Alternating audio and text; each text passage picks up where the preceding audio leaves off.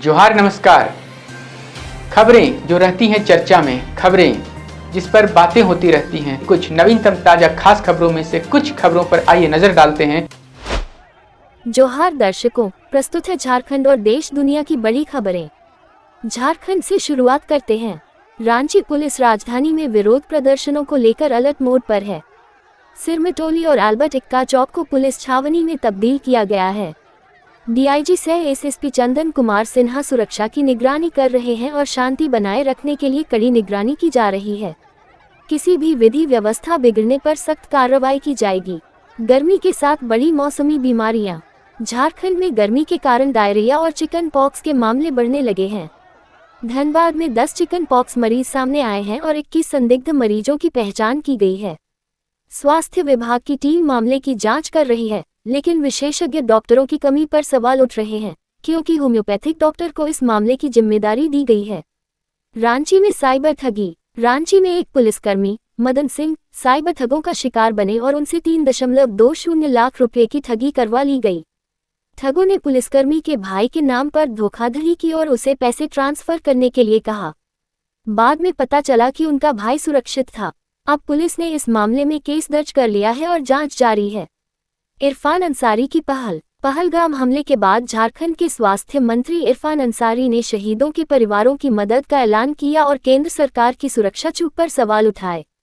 उन्होंने शहीदों के परिवारों को 4 महीने का वेतन सहायता देने की बात कही और भाजपा सांसद निशिकांत दुबे की संवेदनहीनता की कड़ी आलोचना की। झारखंड में शिल्पी तिर्की का तेलंगाना दौरा।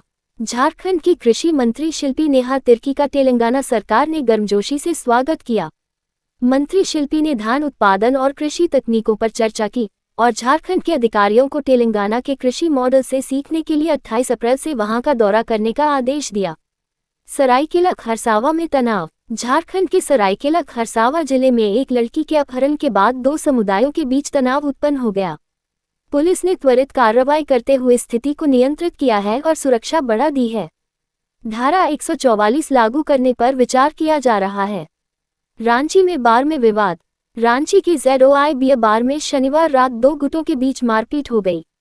पुलिस ने बार मैनेजर और इवेंट मैनेजर को गिरफ्तार किया और अब मामले की जांच कर रही है। पुलिस ये जानने की कोशिश कर रही है कि विवाद का असली कारण क्या था। जमशेदपुर में मर्डर का खुलासा। जमशेदपुर में हुए ज्योति महतो हत्याकांड का पुलिस ने खुलासा किया। प्रेमी विजय मोहन सिंह को गिरफ्तार किया गया, जिसने शक के चलते ज्योति की हत्या कर दी थी। पुलिस ने हत्या के हथियार को जब्त कर लिया और विजय ने अपना गुनाह कबूल किया। लातेहार में अवैध खनन पर कड़ा एक्शन। लातेहार में अवैध खनन पर उपायुक्त उत्कर्ष गुप्ता की टास्क फोर्स ने कड़ी कार्रवाई की। 37 वाहन जब्त किए गए, 7 केस दर्ज हुए और 1.25 करोड़ रुपए का जुर्माना वसूला गया। अधिकारियों को अवैध खनन को रोकने के लिए औचक छापेमारी करने और कड़ी कार्रवाई का आदेश दिया गया। प्रधानमंत्री पोषण शक्ति निर्माण योजना। प्रधानमंत्री पोषण शक्ति निर्माण योजना के तहत सरकारी स्कूलों को मिड डे मील के लिए मिलने वाली राशि 1 मई से बढ़ाई जाएगी।